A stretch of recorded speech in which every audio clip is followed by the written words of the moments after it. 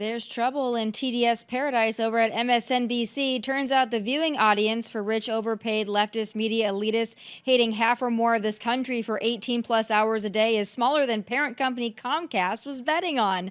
Turns out that audience is basically limited to angry white liberal women and those who still drive alone in masks. So yeah, MSNBC is in trouble and potentially looking to spin off some of its cable networks, such as MSNBC, into some new entity called SpinCo. Apparently, Comcast forgot what happened when CNN tried to do something similar with CNN Plus. Kardashian marriages lasted longer than CNN Plus. But as for MSNBC, there is one man, the world's richest man, who just may be able to save it. Elon frickin' Musk, baby. And by save it, I mean dismantle it entirely and turn it into the world's whiniest, most liberal parking lot. And after that crap they pulled with these stupid headlines last week, well, a parking lot would be a massive improvement. Now, we don't know for sure what Comcast plans to do with MSNBC or how much it would theoretically cost, and Elon entertaining the idea might very well be just a giant troll move that is doing the trick. Turns out the left only approves of billionaires buying things when they're left-wingers looking to silence conservatives. But I'd love to see their faces if Elon bought the damn thing. I mean, he bought Twitter for $44 billion, and there's just no way MSNBC's price tag could even come close to that. I mean, what's the point of having FU money if you don't throw it around a little bit? And after all, he could stream cat videos all day, and it would still be more entertaining and less shrill than an hour of Rachel Maddow. Joining me now with his take is the Will Cain Show host, Will Cain. Okay, Will, should we just have Elon buy everything, or do you think the appetite for Elon just buying all the things we hate might be going a little far? I think it could be going a little far, but it's a lot of fun, Tommy.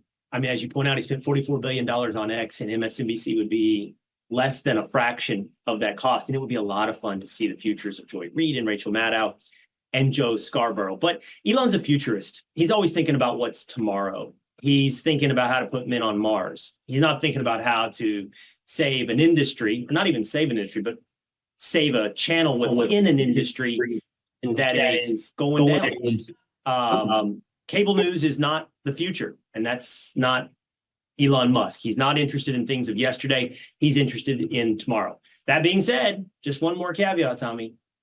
Buying X started with somebody asking him, hey, why don't you buy X? His response being, how much would it cost? This has been suggested on X. Maybe it does lead to Elon Musk buying MSNBC. You know, and I don't think that it would be incredibly advantageous for him. As you mentioned, he's got bigger fish to fry. But like I said, he does have FU money. And so when you have that kind of money, maybe it's just kind of fun to buy things and just watch people freak out over it. I mean, he's got the money to do it. I don't know what you turn MSNBC into.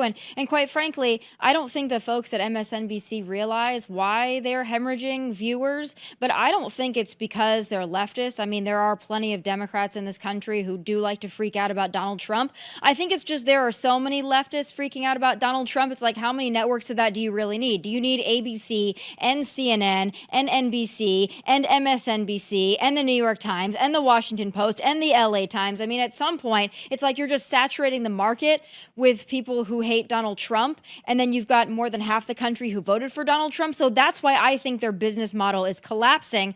But I'm wondering what you think. Like, is there a future for all of these liberal networks that do essentially the same thing now? You know, it's been laughable for a long time, Tommy, the kind of ratings that are garnered on MSNBC. For a long time, we used to talk about the fact that you could combine MSNBC and CNN, double that combined rating, and you don't equal Fox. Lately, by the way, that's tripled. You could triple the combined rating of MSNBC and CNN, and they don't equal Fox. But we've had that debate for quite some time. Why? Why is there no market on the left? Why is it such small fractionally as compared to Fox? And the answer is in part because that left audience is so fractured up. They have a multitude of options. To your point, they have MSNBC, yes, but they really also have CBS, CNN, NBC, and ABC. They have all that together, and no one's been under the pretense that those other networks are objective. We know they're on the left. So if you're in that environment, MSNBC didn't make a stupid calculation to say, well, competitive, fractured market on the left, what do? We become the most rabid, the most overtly, the most socialist cable news channel that exists. And there for a while, they've had some quasi successes. I mean, they would have celebrated Keith Olbermann. They did celebrate and pay her $30 million. Rachel Maddow. They're proud, I think, of Joe Scarborough. But what happened is by leaning so far into insanity to distinguish themselves from the rest of the left, they got literally insane. It is literally insane. And it's great fodder for us to listen and laugh at Joy Reid. But that audience that they managed to accumulate, even if a fraction of what we get at Fox, looks at the past month, Tommy, and goes, all that insanity, while it might have felt good, also quite clearly led me down the path to darkness. It led me to a loss. It led me to believe something about the world that does not exist. It made me perhaps realize that I'm insane. Now, I'm not sure that's forever, Tommy, but I think they have a huge credibility problem on the left. There may be an audience that's willing to drink the Kool-Aid under Jim Jones' tent again, sign up once again for insanity. And I think it's either get bought by Elon Musk or hope that returns, because I don't think there's another option for MSNBC. Well, and I think that there is a rabid feral audience out there, but I think a lot of them are not watching news networks. They're watching TikTok or Instagram or YouTube, similar to a lot of conservatives who have turned to Instagram and TikTok and YouTube and podcasts. But then there's also a lot more competition. Like Rachel Maddow used to be the most insane, and you had the insane asylum over at MSNBC. But now the ladies of The View have decided they're going to take a chunk out of that audience. They're going to try to be even worse and more overt, to your point. So now you're all competing and you're all trying to do the same shtick. And then you don't actually believe it, though, as we saw with Morning Joe. I mean, you go from 3 weeks prior calling the man a fascist and a Nazi, and he's holding a Nazi rally at Madison Square Garden, to, oh, and we met with him and we want to have a clean slate. Like, I think people are like, okay, I don't even believe anymore how much you hate the guy, because you're willing to go have a conversation when you feel like your jobs are on the line. Not our problem, though. I will say, in talking about the news networks and the folks that are on TV, pretty soon we're not going to have anybody left at Fox News, because I think Donald Trump's going to take all of them. And I'm wondering your thoughts. Obviously, I know your fierce defense of Pete Hegseth, and I share that with you, and all the nonsense that's going on. I really feel for their family, and I really feel for what they're going through, being dragged through the mud like this. I'm sure they anticipated it, but it's just wild the extent it's going. And I'm wondering if you think, now that Matt Gaetz is out of the conversation, do you think the heat is now going to be mostly on Pete? Or do you think RFK and Tulsi are going to split it up with him in a three-way tie for the venom? Or how do you think this is going to shake out? It feels, Tommy, to me like the crosshairs have recentered on Pete Hegseth. But look, I pay attention to Pete, honestly, more than I do Tulsi or RFK. I like Tulsi and RFK, but I care personally for Pete. And so it feels like that heat has all gone on to Pete. I think that from what I'm reading, people like Tammy Duckworth and others, James Langford, Republican from Oklahoma, are going to have real questions for Tulsi. They've talked about her meeting with Assad. They've talked about her background check, which is absurd. She served the United States military for, most of her life. You think she can't pass a background check? That should lead to a question about who we're allowing into our military. You think she's a Russian asset? We got deeper problems. But she was placed on a no-fly list by the TSA. So I think that raises more questions about the TSA than it does Tulsi Gabbard. It all comes down to what, Tommy? 4 Republican senators. That's what was lost by Matt Gaetz. 4 hard no's among Republicans. Now, Matt Gaetz is different, and I don't think it had much to do with his scandal. Honestly, Tommy, I don't know what you think about this, but I don't think it's about Matt Gaetz' scandals. I don't think it's about Matt Gaetz' positions. Matt Gaetz is incredibly intelligent. I think it was all personal. It was simply that Matt Gaetz personally made so many Republicans mad they couldn't get over it. They could, 4 of them would never, ever, ever vote for Matt Gaetz. I don't think that's the case with Tulsi. I don't think that's the case with RFK. And I don't think that's the case with Pete Hegseth. And so the question will be, how will there's 53 Republican senators. This shouldn't be a problem. So how will those Republican senators do? Will they go against Fox News? Will they go against Donald Trump? Will they go against the American people who gave him a mandate through the popular vote, the Electoral College in all battleground states? Will they vote no to Hegseth or Gabbard or RFK? Yeah, and I think that RFK and Tulsi are going to have maybe a more difficult time, just because of some of the other more crazy things, the RFK stuff that they're trying to bring out of the woodwork. But I think you're right about Pete. And, obviously it's our network, it's our channel. We've got our own bias to this. Pete's a friend of ours. We know the family. It's all that. But I think you bring up an interesting point here for these Republicans that maybe they are concerned about Pete, or, maybe they have questions for Pete. Pete is beloved on our channel, and that's the channel that Republicans are watching, and Democrats and independents, by the way. We blow everybody out of the water. But, for these Republicans who want to go up against Pete, you're not only fighting the mandate of Donald Trump, but you're also really pissing off a lot of Fox viewers that happen to love Pete Hegseth. So Yes. you're wading into a whole new alligator pond there if you really want to piss off everybody that watches our network. I love Pete Hegseth. I think he'd do a fantastic job. I think he is an outsider, which is exactly what the DOD needs. And I just feel for his family that they have to be dragged through the mud like this, but I'm sure that they were ready for it and they seem to be weathering it well. So I obviously wish them the best. I'm wondering what you think as well, and I want to get your take because there's more people who have clips on Fox News. Dr. Jeanette is, again, a good friend of mine, and she's a good friend. A lot of people on the channel relied heavily on her during the COVID times, and there's a lot of videos circulating of her very, very, very, very, very early on in the pandemic where she seemingly was siding with Fauci, or she was saying some things about masking kids in schools, and she's getting dragged through the mud by a lot of conservatives. I'm wondering if you've seen it and what your thoughts are on that. I think that she's going to get through no problem, but do you think that the outrage is going to pass?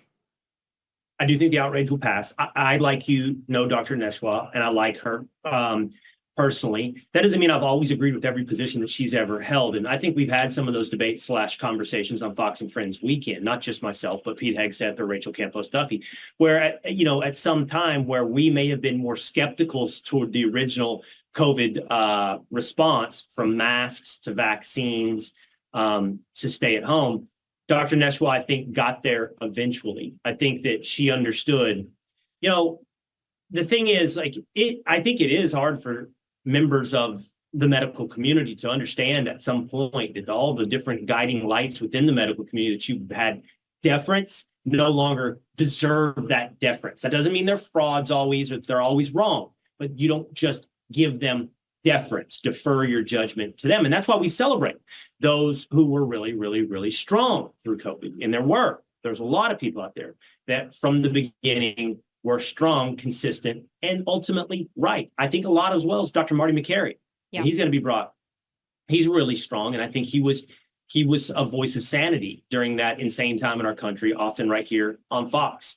But I trust that if Donald Trump thinks that Dr. Neshwa, who, again, I like a lot personally, has the right foresight, vision, and knowledge to lead, then I believe in Dr. Neshwa and Donald Trump.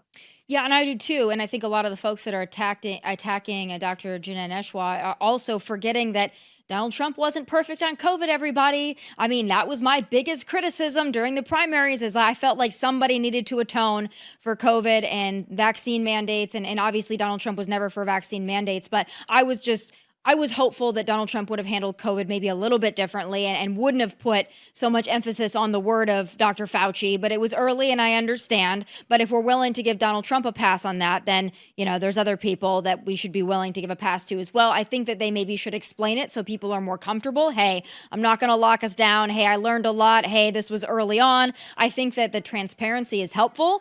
And I think as it goes along, we'll probably get more of that. But I think that, with each passing day, there's more controversy. Going back to the Matt Gaetz conversation, he has joined Cameo now, and I'm on Cameo. So I don't slam the Cameo hustle. I hustle on Cameo, but I'm wondering what you think of this, opportunistic or pathetic. And I want you to be honest.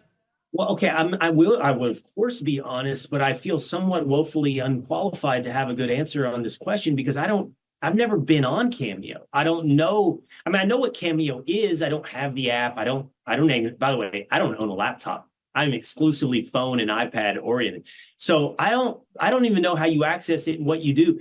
The idea is, Tomi, people have reached out to you. By the way, last week I was on the Patrick Bet David show, and he has an app called Minect, which is kind of similar, that you can connect with people on a minute by minute charging basis.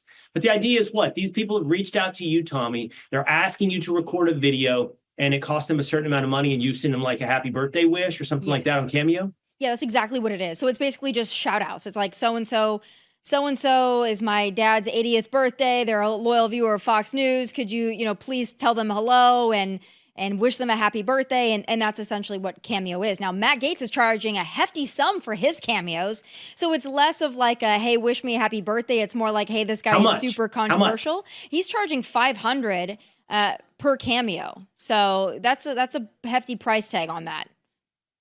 Huh. And you get what for $500? Like a 30-second video? What do you get? Yeah, I don't think there's an exact time, but yeah, it's just, the requests that come in. George Santos did this after his whole debacle and controversy, and he made a lot of money. I mean, he made a ton of money on Cameo after that, just following the controversy. For him, he had to kind of strike it while the iron was hot. Matt Gaetz, though, going on Cameo, like if you do want to return to Congress, I'm not so sure going the Cameo route to make a few quick extra bucks. I'm not sure if that's the route. I want to ask you about this, though, because again, X is a place where people put out their ideas and their thoughts and their wishes and their desires, and sometimes it's good and sometimes it's bad. I am personally, very honestly, frustrated with people that want to see Governor DeSantis appoint Matt Gaetz to the Senate. I don't like that. I'm wondering your initial thoughts. Well, I think Matt Gaetz is really smart. So back to this Cameo thing and combine it with what DeSantis has to say. I don't knock the hustle. I don't know what type of thing is disqualifying. And when I say disqualifying, I don't mean like you did something wrong and we're going to hold this against you, but rather you have done something undignified to the image that we previously held of a politician. I just kind of feel like those days are over, for better or worse, by the way. So like when we have conversations like whether or not The Rock will ever run for president, why not? Like because he was in WWE, because he's never been a politician? Well, we're well into the age of why not. So you were on Cameo, that does nothing to hurt your prospects to be a congressman or anything else, which I don't think Matt Gaetz has interest in being a congressman again. But as for Senate, I don't know Matt. I met Matt once. I've talked to him through a television lens before, but I met him at Madison Square Garden in person at the Trump rally. But I mean, here's what I think I'm confident in saying about Matt. He's really smart. He truly is. Like, he's a smart guy. If you've ever heard him articulate things about the Constitution or the role of the American government or deal with debates on The View, like he is adept at thinking on his feet because he has a depth of knowledge. The only reason I've ever been able to debate well is not because I have to come up with an answer on a fly, but because I know what I believe at a deep foundational level from the Constitution and philosophy forward. I really get that sense with Matt Gaetz. And secondarily, he's a fighter. He's a fighter. So, I don't know what's going to happen in Florida. You've got Byron Donalds, who I think a lot of. I don't know if he's interested. I know that Laura Trump has, I think on Fox and Friends weekend, I heard pretty distinct interest from Laura Trump as well. But I don't know what's going to happen in Florida. But I will tell you this, I think they're all pretty good options for the state of Florida. Yeah, I think I guess for me, it's like if you want to run for that seat and you win that seat, that's great. But when you have somebody that's as controversial, for better or worse, regardless of what you think about Matt Gaetz, when you have someone that's got that level of controversy surrounding them to be appointed to a position that you did not run for and you essentially did not earn, to me, I don't want that to stain Governor Ron DeSantis. And I'm not sure that it would because it's Florida. And obviously Florida is very red now, I think, to the credit of Ron DeSantis and, of course, Donald Trump. But I just don't like that. Like, if he wants to wait and run for it at some point, that's great. I think run for it. And if the people of Florida elect you to that position, I just don't think that you can play the bait and switch game when you have someone as controversial. I just wouldn't want that to look badly upon Ron DeSantis. That's just my thing. As you know, I'm a big supporter of Ron DeSantis. I hope he runs again. So that's where I come from on that particular point. Well, I'm a big fan as well, by the way. People think that I'm not because I have said that Ron DeSantis had some ceiling on his national politics prospects. I hope that I'm wrong on that in his future because I think he's a great governor who is also a very intelligent and competent leader with strength. Also, people think because I made fun of his boots, which I don't regret, because I think I was right, that I somehow don't like Ron DeSantis. By the way, generally, the way that I feel about men is if I make fun of you, I like you. So I mean, I'm gonna apply that same standard to Ron DeSantis. Yeah. Well, and again, it's going to be interesting the way that this all plays out. I think Pam Bondi is a great choice. I was much more comfortable with that choice, and that makes me happy. I also know her personally. Of course, she's also... I was waiting for the call. You were waiting. I know everybody at Fox is like, shoot, what are they going to give us? Like, what do we do wrong that we're not getting any positions? What does it there? say about me? Fox and Friends Weekend saw Pete Hegseth be nominated to Secretary of Defense. The husband of Rachel Campos Duffy, Sean Duffy, nominated to the Secretary of Transportation. I'm the only one standing without a cabinet appointment, and I am an attorney. So I think I should have gotten a call about Attorney General after Matt dropped out. Well, there's still time. You never know what's going to happen. There's still plenty of positions. Maybe ambassador to India. There's all kinds of fun things left to be discussed, I think. Speaking of kind of ambassador to Texas. Yes, there you go. Going back to, one of our core discussions, which is sports, because, I'm like a big sports buff here. But I will say I am a big sports fanatic when it comes to protecting women's sports and women's spaces. That's kind of the name of the game here at Outkick, as you well know. And I'm really curious your thoughts on how this whole San Jose State University women's volleyball thing is shaken out, because to me, I think this might actually end well for female athletes, because I think the public opinion has been so clear on this, especially with this last election. And I'm wondering what you're thinking. We're going to wait for a judge to rule on it, which I think is, going to take way too long. And there are people that need to get in the game, and they can't wait forever. I mean, they're college athletes. They got 4 years. But how do you think this is going to turn out? And do you think that public opinion has swayed enough on this that we might finally put this issue to bed in the next 2 years? Well, and then there's a tighter timeline where we could get some sense, but I'm not optimistic, Tommy, where we could get some sense in literally the next week or two, because the Mountain West Conference is in their volleyball tournament. And the first two opponents who are playing a qualifier game or a play-in game or quarterfinals into playing San Jose State both forfeited their games against San Jose State in the regular season. So they're in the Mountain West tournament. And Utah State and Boise State both forfeited their games in an act of protest against San Jose State, which has a male player playing for the Spartans. So the winner of Boise State, Utah State, goes on to play San Jose State, but they've already forfeited in prior matchups San Jose State. So will they forfeit again in the Mountain West tournament? On the other side of the bracket, by the way, are teams that ended up playing San Jose State. It's like Colorado State. I can't remember who else. But the point is, this is a real moment of inflection for the Mountain West, because that'll put San Jose State into the title game and then an automatic qualifier into the NCAA tournament in women's volleyball. Now, it goes before a judge, an injunction filed by Utah State against the Mountain West. This judge, though, was appointed by Biden, federal judge. And from my understanding, Tommy, he had like a 2-hour hearing to start to discuss what pronouns they would use in court during this hearing. He chose to go ahead and use she, her, but he's not going to require everyone else. They can use whatever pronouns they want to reference this male volleyball player. I don't take a lot of optimism from the fact that he, first of all, felt the need to have a 2-hour hearing on that, and secondarily, that he chose to go with she, her. So I don't know that I feel good about an injunction at his level to stop this player playing for San Jose State. But this case, forcing the Mountain West, forcing then the NCAA and Title IX, because it's all under Title IX. What is the purpose of Title IX? Is it to protect women's sports, which that's what I understood when I was growing up. It's like you're going to have scholarship, true equity, then meaning same number of women's scholarships as men's scholarships. And can that be blown apart? Because now protecting women means allowing men to play. Ultimately, this is where we're headed. And although there will be legal analysis, what the end outcome of this will be, like, are we going to have a court system that ends up saying, you're a girl if you say you're a girl? Yeah. Well, and I think the power of just the number of forfeitures we've seen is powerful in and of itself, and that the female athletes are speaking out. And we've even had a couple of coaches that have been vocal on this, which I think is what it's going to take. But I also wonder, Will, you're a parent.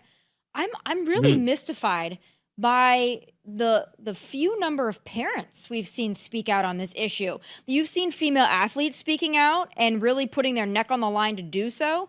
And you've seen maybe a couple coaches, and you've seen the American people speak out. But the parents of these athletes, whether it be at the high school level or the collegiate level, we haven't seen as many parents as I thought we would see.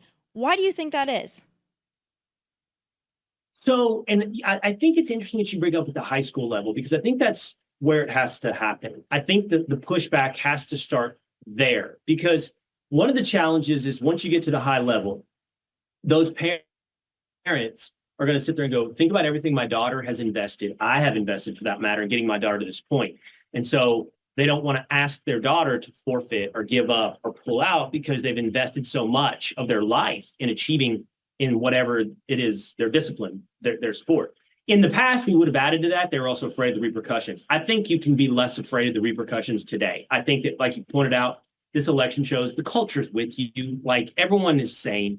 There's a few outliers, some percentage that's insane, but you shouldn't be afraid of speaking out.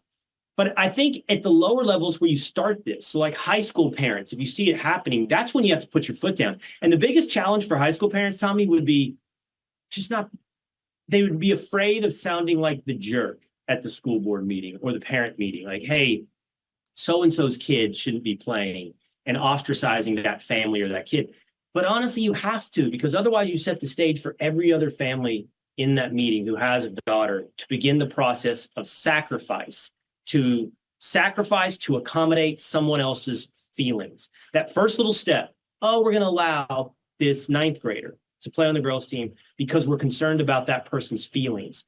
That first step of sacrifice leads to the domino effect of sacrifices required by everyone else around them, their teammates, their competitors, the NCAA, the Mountain West, ultimately society. All of us to sacrifice reality in pursuit of some delusion, filtered through, sanitized through empathy that we're supposed to give one person over the many women. Yeah, and it's not even just a fairness thing and the integrity of the sport. For me, I'm really confused why more fathers are not speaking out about having men in the locker rooms with their young daughters or young women. I don't know about you, Will. I know you don't have daughters, but I can only imagine if you had a daughter that was playing a sport, I would assume that you would probably be at the school board meeting saying the person with the male genitalia is not going to be changing next to my daughter in the junior high or the high school locker room. Where are the men? They voted for Donald Trump. Like, are we going to see now men be more confident in their ability to be protectors and to be masculine and to speak out for issues concerning their children, especially their daughters? I would sure hope so, because there's been a void of that. And I'd imagine if you had a daughter, you'd be up there. I'd like to think that I would. I think you make a great point. Fathers have to start protecting daughters in this show. No way some dude is in the locker room with my daughter. Yeah.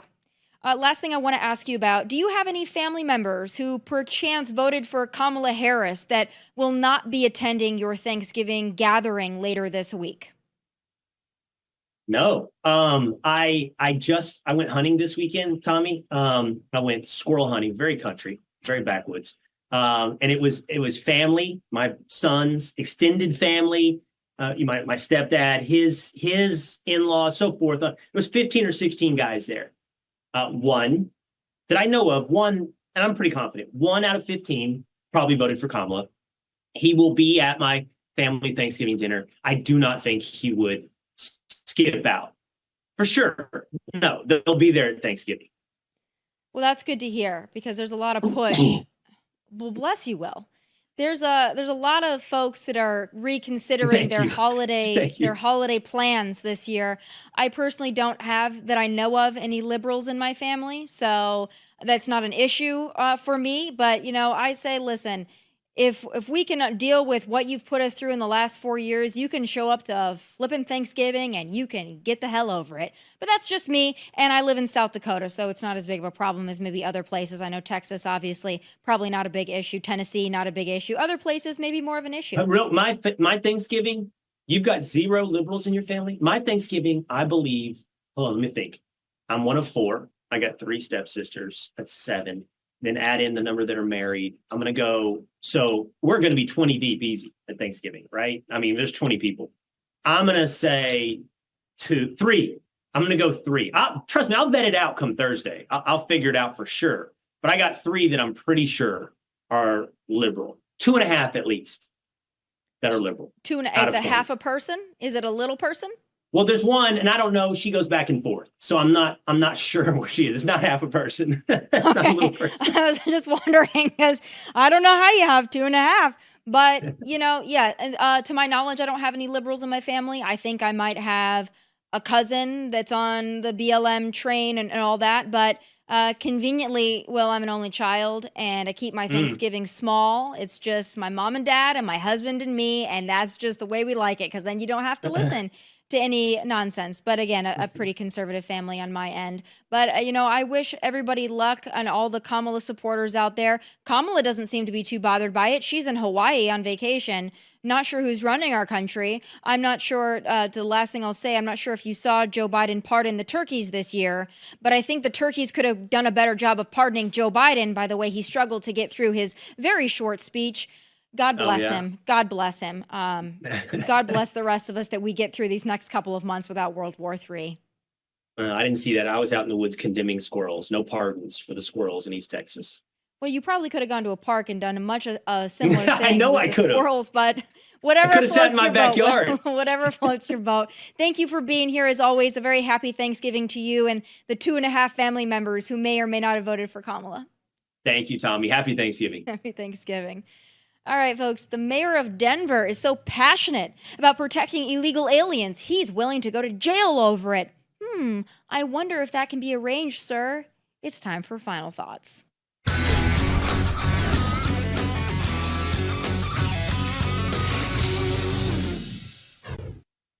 I've said it before and I'll do it again. I wish I loved anything as much as Democrat politicians love protecting and shielding thugs, felons, and illegal aliens. The mayor of Denver, Mike Johnston, isn't going to let Gavin Newsom, Katie Hobbs, Pritzker, or anyone else take his shine when it comes to his dramatic and theatrical love affair with illegal immigration. Watch. You talk about civil disobedience. You've mentioned that a couple of times now. Would you be willing to participate in those as the mayor of Denver? Would you be willing to go out and protest these things? I would. If I believe that our residents are having their rights violated, if I think things are happening that are illegal or immoral or un-American in our city, I would certainly protest it. And I would expect other residents would do the same. Trump's new border czar, Tom Homan, has said that he is willing to arrest leaders like yourself for standing in the way of these policies that they want to enact. Would you be willing to go to jail for these things? Yeah, I'm not afraid of that. And I'm also not seeking that. I think the goal is we want to be able to negotiate with reasonable people how to solve hard problems. Look at civil disobedience. All those are options. We have no plan to get in military conflict. We have no desire to do that. But we do think that the threats that he's made are serious, and we think people should take them seriously. You would encourage people to protest? I think we're going to look at every option, but yeah, I don't think that there are, I talked to some high school kids this week who were terrified about this. I don't think those kids are going to stand there and watch 3 of their classmates get pulled out of a history class with the other 27 stand by and do nothing. I don't think that's what Denverites or Americans would do in this context at all. Funny. He'd go to jail for illegals, but I bet you anything the number of newcomers he's sheltering in his home rounds to 0. But that idiotic comment about going to jail for his precious migrants comes after his even more idiotic earlier comments that he has since tried to walk back, wherein he in some delusional universe thinks Denver residents are as stupid as he is and would band together shoulder to shoulder to stop Tom Homan and ICE from arresting and deporting criminal illegal aliens in his city. He thinks it would be Denver's Tiananmen Square moment. I realize weed is legal in Denver, but this fella might want to lay off. He not only sounds completely ridiculous, but really in his mind thinks shielding illegal aliens is his mandate from voters. Did he go to bed extra early on November 5th? Because the American people want illegals out. You really have to ask yourself why these Democrats, even after the clear results of November 5th, are willing to go to the mat time and time again at the expense of their communities on behalf of illegals. These turds, no illegal immigrants, sorry, newcomers, are bankrupting their cities, and yet they still bend over backward to continue it. You really just have to ask why. I frankly don't know the answer to that because I voted for Donald Trump, and the day Tom Homan starts his deportation operation will literally be like my birthday and Christmas rolled into one. And those are my final thoughts. If you don't like them, too bad. Please be sure to tune in live tomorrow at 1 p.m. Eastern. Catch full episodes of this show on Fox Nation whenever you want. Please like and subscribe to the YouTube channel at Tomi Lahren is Fearless. From Nashville, God bless and take care. Hey, thanks for watching. If you want more of my hottest takes, must-see conversations, and of course, my final thoughts, click here and make sure you subscribe here so you never miss a beat. I'll be here every weekday, and I hope you'll join me.